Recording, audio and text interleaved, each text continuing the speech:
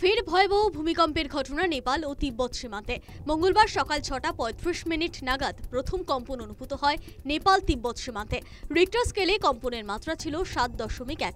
ভূমিকম্পের উৎসস্থল নেপাল তিব্বত সীমান্তের কাছে হিজাং এলাকায়। প্রথম কম্পনের কিছু সময় পর ফের দ্বিতীয় কম্পন অনুভূত হয়। একের পর এক কম্পনে কার্যত ধ্বংসস্তূপে পরিণত হয়েছে তিব্বত ও নেপালের বেশ কিছু এলাকা। ক্ষয়ক্ষতির পরিমাণ আকাশছোঁয়া। এখনো পর্যন্ত নিহতের সংখ্যা প্রায় শতাধিক। আহতের সংখ্যা লাফিয়ে বাড়ছে। উদ্ধার কার্যে নামানো হয়েছে বিপর্যয় মোকাবিলা বাহিনীকে। তবে মৃতের সংখ্যা আরও বাড়তে পারে বলে আশঙ্কা প্রকাশ করছে উদ্ধারকারী দল। হিমালয়ের কোলে অবস্থিত হওয়ায় ব্যাপক ক্ষয়ক্ষতির মুখে পড়েছে নেপাল ও তিব্বত। ভূমিকম্পের তীব্রতা এতটাই বেশি ছিল যে তার প্রভাব পড়েছে ভারত, বাংলাদেশ, ভুটানেও। এদিন সিকিম, নয়াদিল্লি, কলকাতা, বিহার সহ বিভিন্ন অংশে কম্পন অনুভূত হয়। সাত সকালে ভূমিকম্প হওয়ায় আতঙ্কিত হয়ে পড়েন সাধারণ মানুষ।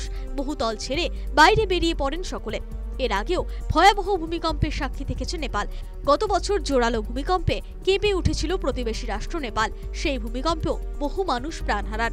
তবে পার্বত্য এলাকায় বারবার ভূমিকম্পের ঘটনায় রীতিমতো আতঙ্কিত সাধারণ মানুষ। News time.